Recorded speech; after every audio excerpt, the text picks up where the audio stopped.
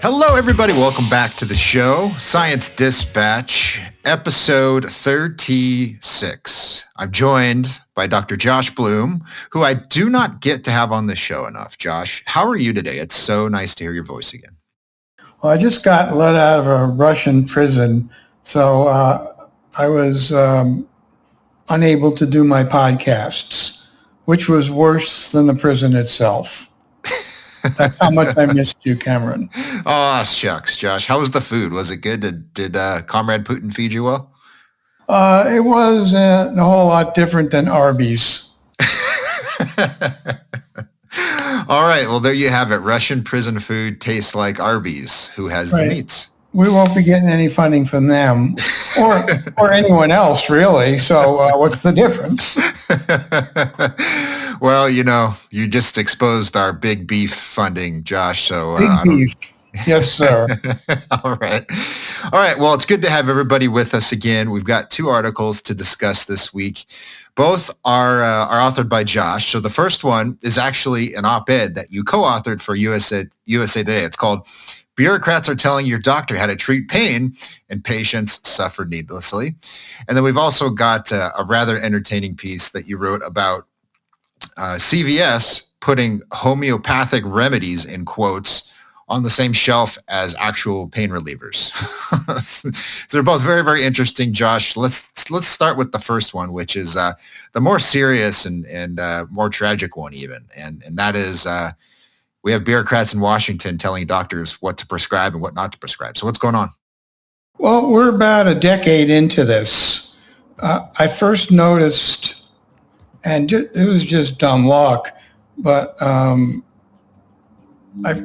first wrote about moving Vicodin, which was Schedule 2 at the time, so you could get refills and your doctor didn't have to do somersaults to get your bottle of pills.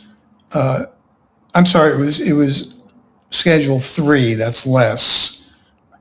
Schedule 2 is the stronger drugs. Anyhow, it got moved from Schedule 3 to Schedule 2, I think it was around 2013, and I wrote an op-ed in the New York Post saying that, well, this is not good because if you're, you got a impacted wisdom tooth over the weekend or something like that, and your doctor can't call on a prescription to get you relief, then you're stuck at the emergency room, which is not an especially wonderful place to go for pain or anything else.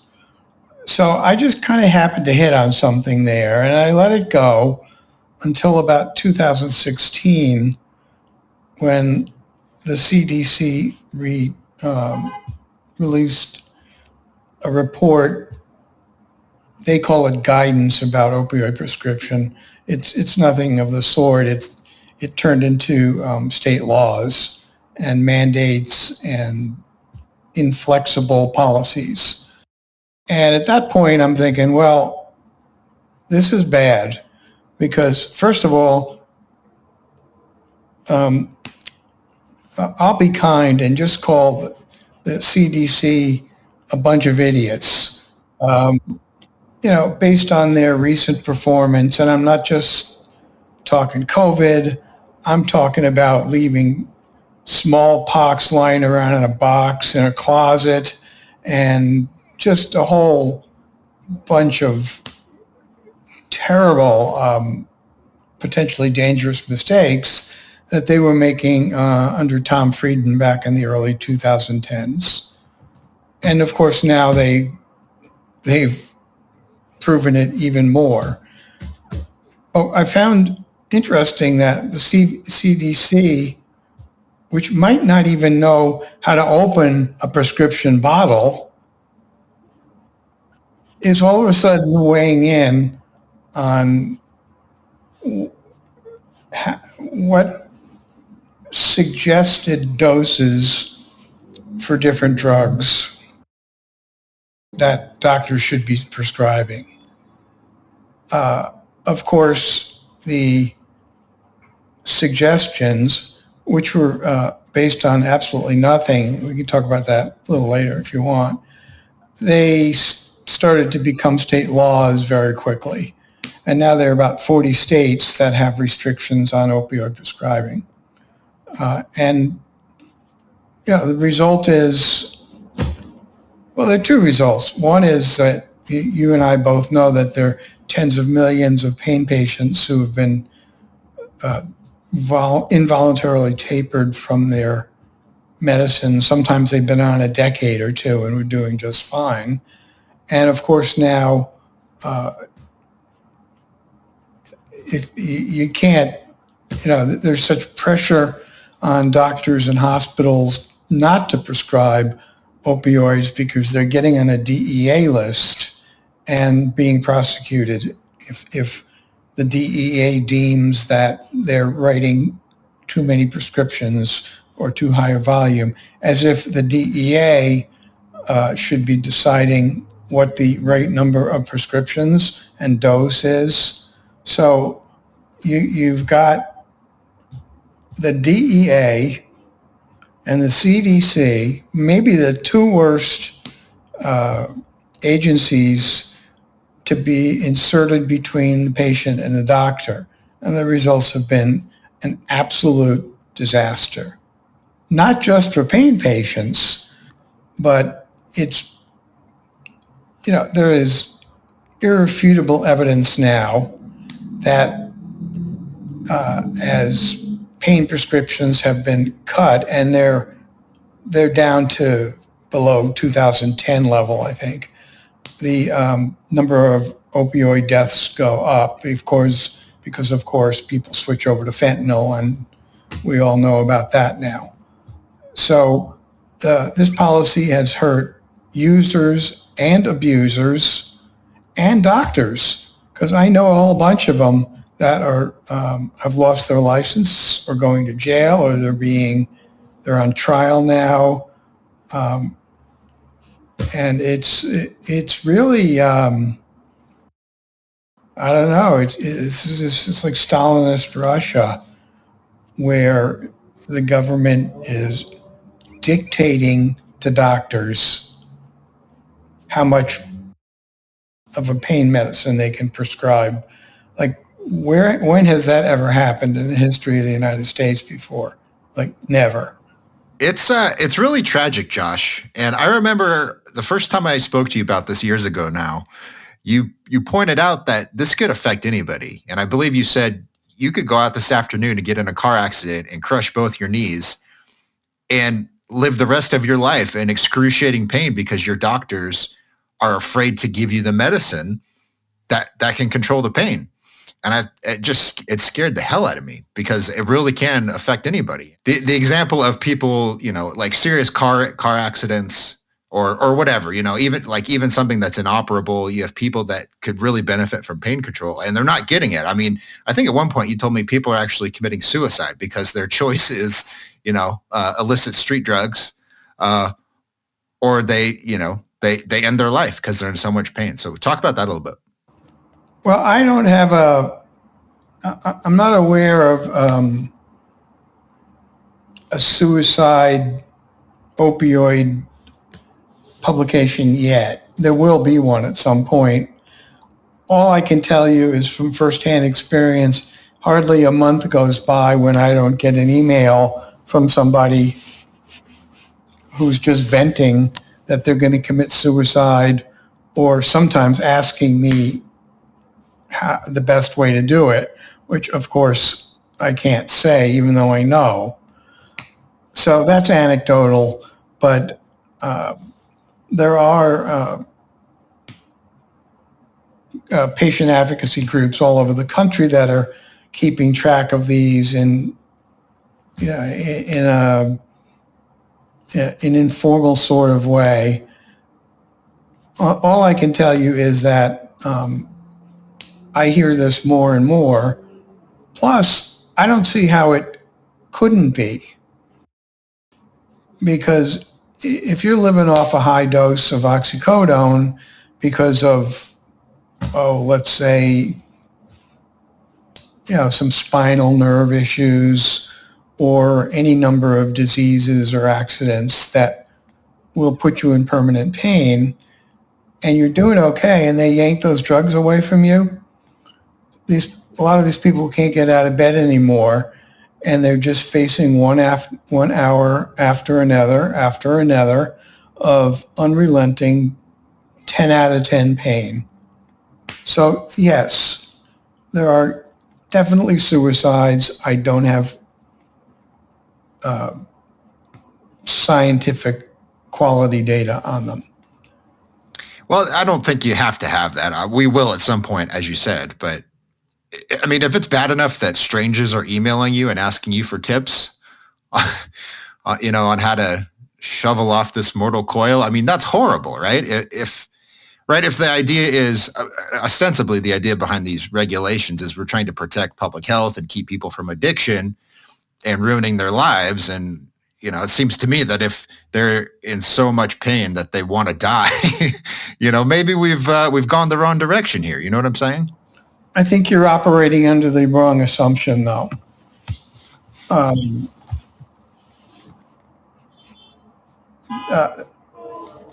The longer I'm in this game, the more I believe that this witch hunt against pain medications is driven by money, and public health, they could possibly care less. So, that's a pretty strong statement, but, these things I know, and I will repeat them. There's a group called the Physicians for Responsible Opioid Prescribing, and they hate me like, I can't even describe a word. And I'm after them all the time with good reason, because it's a self-appointed group of academic experts, most of whom haven't seen a patient unless they happen to walk by one on the street in decades. So these aren't even people that know a damn thing about drugs. And their game is to write and lecture about the evils of opioids, how they don't work, how they started the overdose death crisis, and how they're still responsible for it, which is utter nonsense. And then they become expert witnesses, where they earn between $500 and $1,000 an hour testifying against manufacturers, distributors, pharmacies, all the deep pockets. And they extort money from these companies by using a bunch of sleazebag lawyers. So I can't say that's the entire story behind this, but you have to remember that, well, you don't remember because you don't know in the first place, that the working group that came up with the 2016 guidelines, which is basically, the devil, the devil in the room. This group was it was filled with prop people. That's Physicians for Responsible Opioid Prescribing. So a question is, who decided to form this committee? And I got a pretty good idea of that. And how was it overloaded with anti-opioid people so that their recommendation to the CDC, which the FDA rejected, by the way, and was ignored, had decided anti-opioid bent to it. So that may not be the entire story, but that is certainly correct. And this I can document with my eyes closed. Well, as I said, it's truly tragic, and I can only hope that at some point we right our ship on this because there's a lot of people suffering. So I have no doubt you'll keep writing about this and screaming at people who put these policies in place until something changes. So maybe there's a little bit of encouragement in that. I don't see much yet, but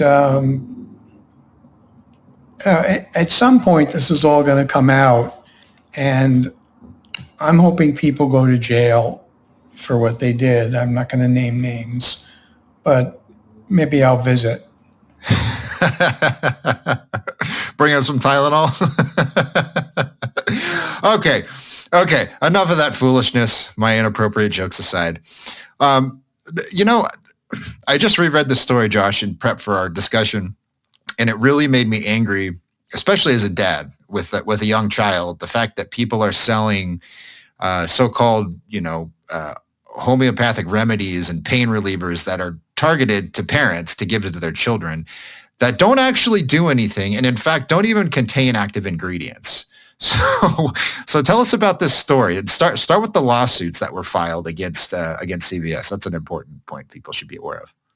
Well, the public advocacy group has been going after Walmart and CVS for selling,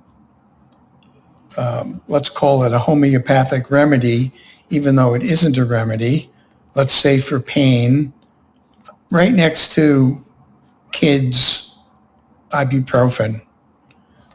As you know, and it's obvious what they're after.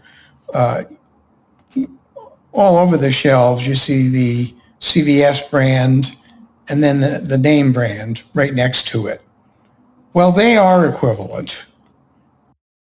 But then when you start placing something that has nothing in it next to a real medicine, that's now you're entering sleaze world in a very big way. Because the first thing, you want to put your generic Tylenol next to regular Tylenol, no harm. It's just, in fact, people ought to buy the generic and save money. But this case is very different. Here's an example of possible harm. You've got a kid with a high fever. It gets high enough, it can get dangerous. You can have seizures. Your kid can have seizures. Once you start getting towards 103 or higher, it's cause for alarm.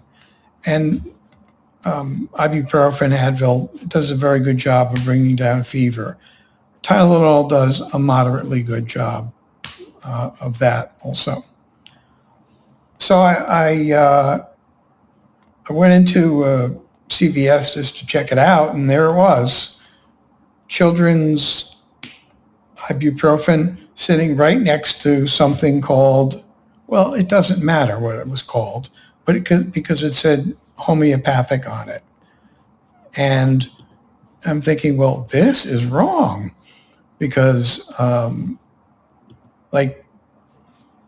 this is blatantly a scam here, because people, they see natural, organic, drug-free, and then they see it's right next to ibuprofen, and they go, oh yeah,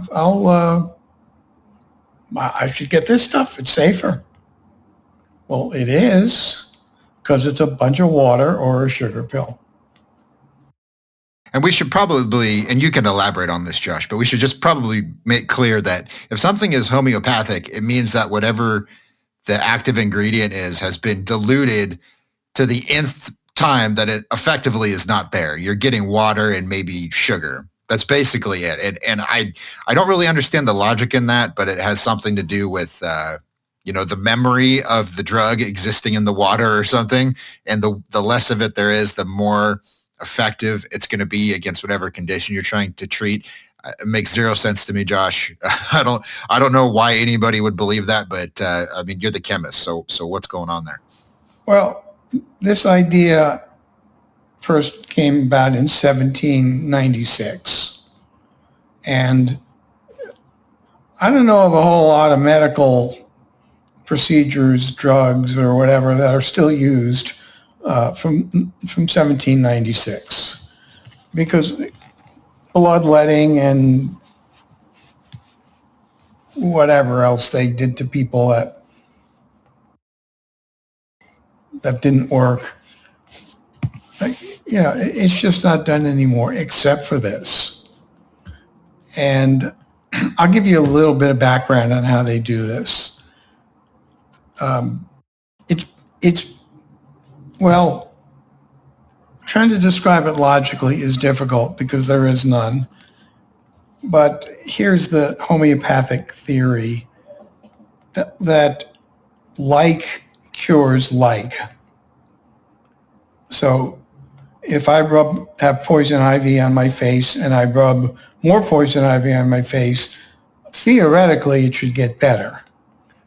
But I guess they had the wisdom to know that rubbing poison ivy on your face is not a great idea. So instead what they do is they take poison ivy or anything really, herbs. Duck liver is a very popular choice. Maybe if you're growing feathers and you want to get rid of them, I can't really say. So they take a tiny amount of stuff, and it doesn't really matter what it is, and they dissolve it in alcohol, and that's called a mother tincture, which sounds like a nun to me, but that's just...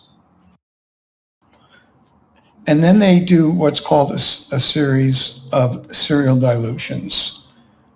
So they take 10 milliliters out, they put it in another jar, and then they add 990 milliliters of water. So that's 100-fold dilution, and that's called 1C. So if you do the math, then they take that, 10 milliliters of that out, add it to another 990 milliliters of water, and that's 2C. So you've had two serial dilations. My God, you'd think I was a OBGYN. Dilutions of a tiny amount of substance. And each time they do this, it goes down by 100-fold. So if you get up to just 4C, if I can read my numbers right, it looks as though it's about, if you start with 1 milligram, it looks like about 7 or 8 zeros, 1 milligram. In other words, nothing. And, but here's the crazy part.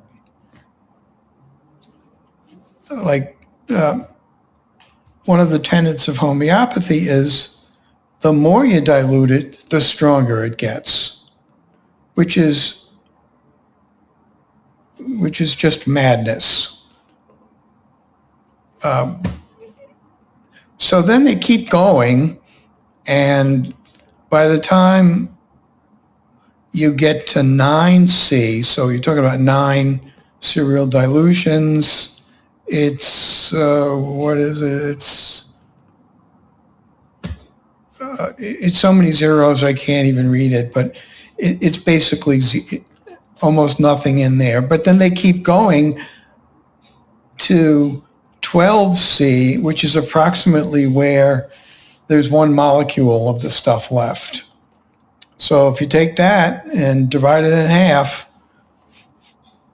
by definition, one of the flasks is not going to have any of it at all. But then they keep going.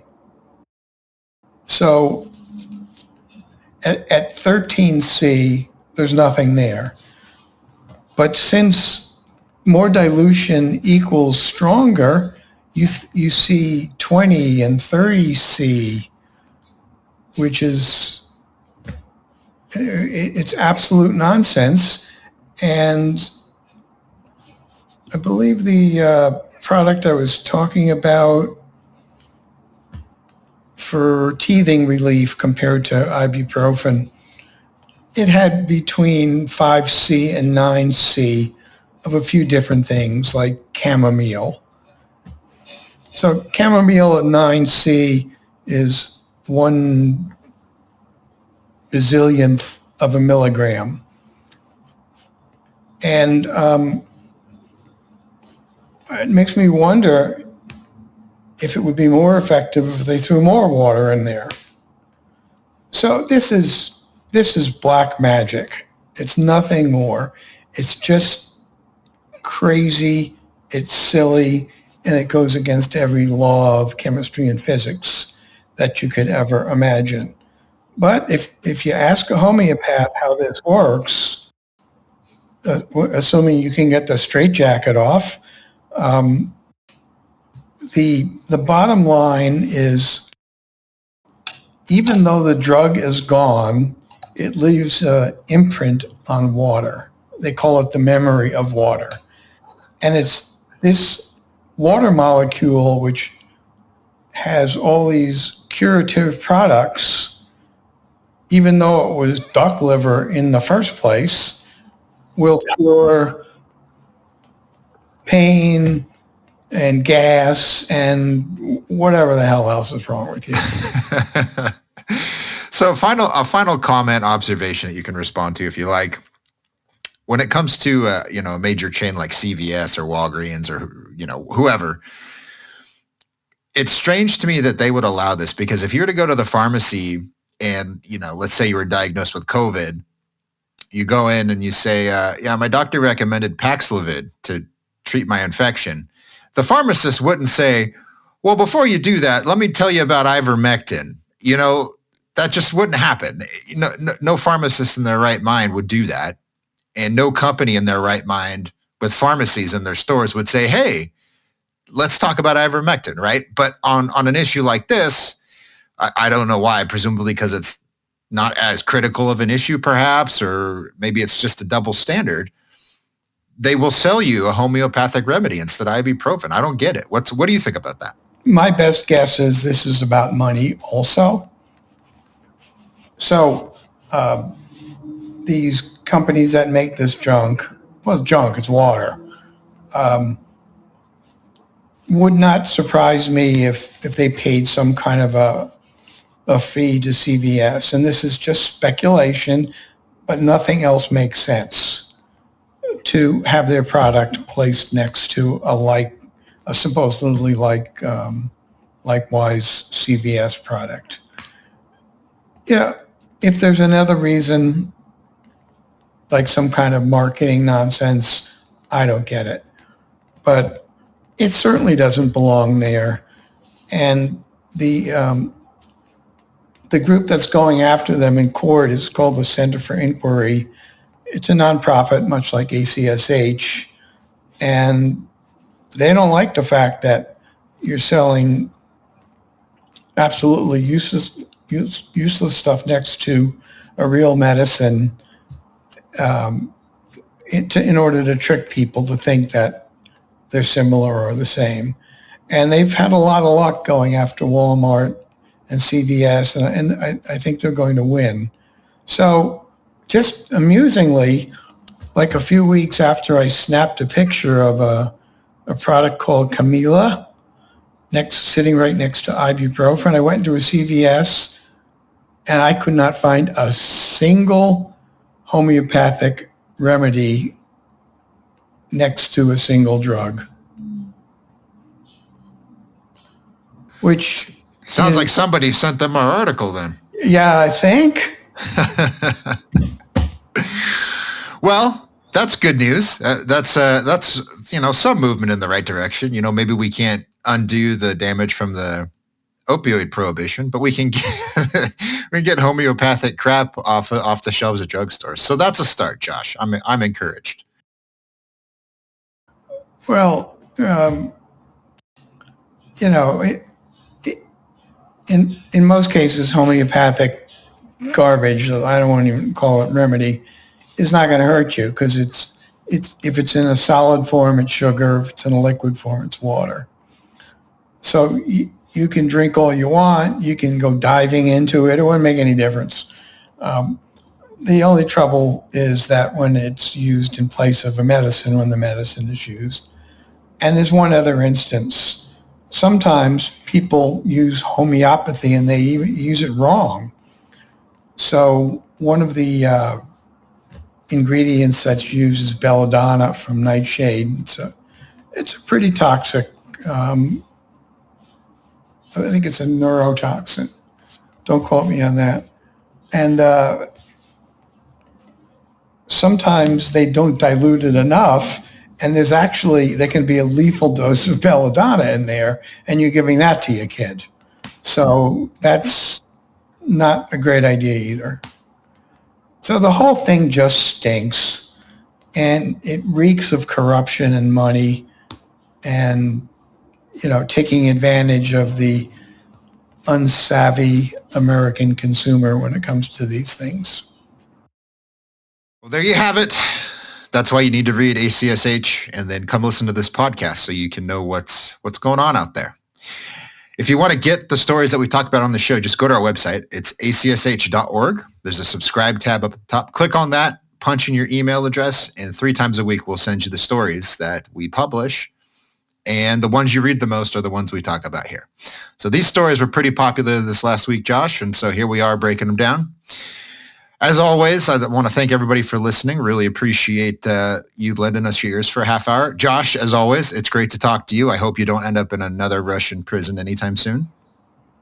Yeah, I'm working on it. Okay.